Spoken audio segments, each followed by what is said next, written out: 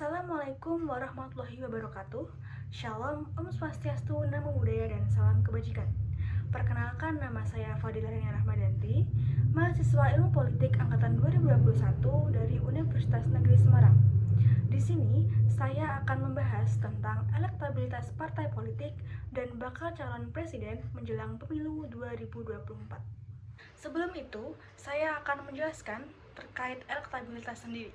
Elektabilitas adalah tingkat keterpilihan atau ketertarikan publik dalam memilih sesuatu, baik itu seseorang figur, lembaga atau partai, maupun barang dan jasa, di mana informasi tersebut didapatkan dari hasil berbagai survei. Dalam hal ini, yang dimaksud adalah ketertarikan publik dalam memilih partai politik dan aktor politik yang akan mencalonkan diri sebagai presiden pada tahun 2024. Kita mundur ke belakang terlebih dahulu. Pada pemilu tahun 2019, terdapat 5 partai yang tergolong sebagai partai politik papan atas.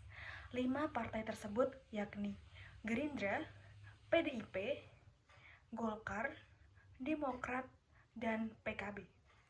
Pada survei menghasilkan PDIP memperoleh 24,8%, Gerindra mendapat 12,4%, Golkar 8,8%, PKB 6,2%, dan Demokrat 7,8%. Menjelang pemilu tahun 2024, terdapat perubahan elektabilitas yang signifikan.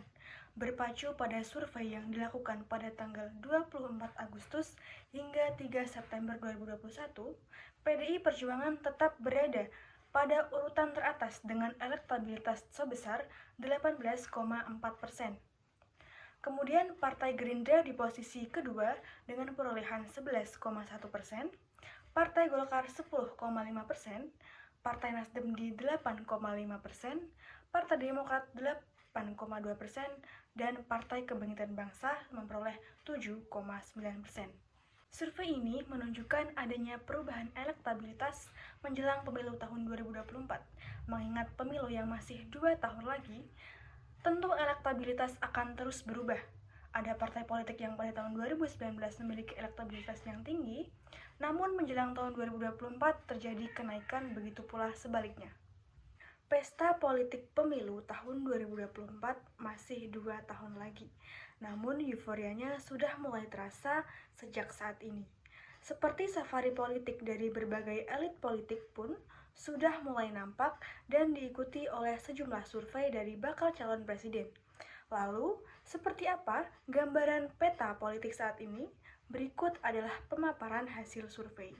Bersumber dari Carta Politika, 5 besar bakal calon presiden, yaitu yang pertama Ganjar Pranowo dengan perolehan suara 31,1%, selanjutnya diikuti oleh Prabowo Subianto dengan total perolehan suara 24,4%, kemudian Anies Baswedan dengan perolehan 20,6%, dan diikuti oleh 2 orang lainnya yaitu Ridwan Kamil 7,2% dan Sandiaga Uno 2,5%. Survei ini dilakukan pada tanggal 6 hingga 13 September 2022. Lantas, dari hasil survei tersebut, dari elit politik dan parpolnya masih terus melakukan komunikasi politik melalui beberapa kunjungan. Salah satu contohnya adalah pada tanggal 1 Juni tahun 2022, Partai Gerindra melakukan kunjungan kepada Partai Nasdem. Tujuan dari komunikasi politik antar partai tersebut yaitu untuk menjaga stabilitas nasional dalam pemilihan presiden tahun 2024. Kemudian, diharapkan agar menghargai politik yang lebih sehat dalam gelaran pemilu tahun 2024. Kompetisi dalam pemilihan juga tidak boleh saling menjatuhkan. Selanjutnya, membangun kesadaran politik untuk menolak penggunaan politik identitas, politik aliran, dan kelompok. Sejauh ini, komunikasi politik yang sudah dilakukan oleh elit parpol melahirkan 2 koalisi.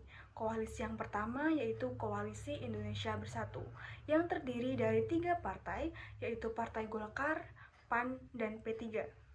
Kemudian beberapa waktu yang lalu yang sudah memantapkan pilihannya, yaitu Partai Gerindra dan Partai PKB, yang membentuk koalisi yang bernama Koalisi Kebangkitan Indonesia Raya. Jadi, yang dapat saya simpulkan, yakni kondisi politik saat ini bisa berubah secara dinamis, mengingat pemilu masih 2 tahun lagi. para elit parpol dapat memanfaatkan sisa waktu yang ada untuk terus melakukan komunikasi politik dan membangun citra yang baik di hadapan masyarakat. Sekian yang dapat saya sampaikan, kurang lebihnya mohon maaf. Wassalamualaikum warahmatullahi wabarakatuh. Thank you.